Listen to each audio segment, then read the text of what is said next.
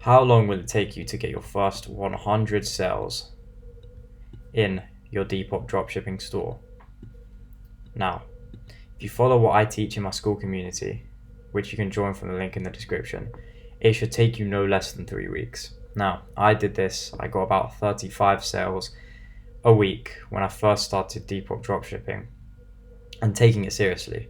What I recommend, and someone in my school community recently has sort of been doing this, he listed 60 products in one single day, if not more, and that equated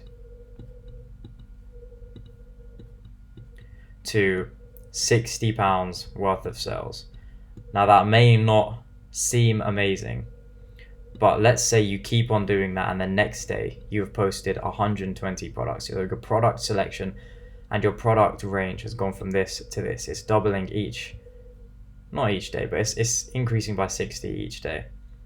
The first day you were making 60, but now your products are truly getting some traction. It's going like this, exponentially higher.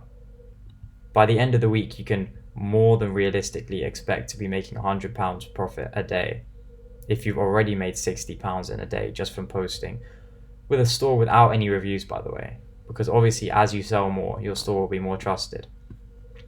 And this really just shows that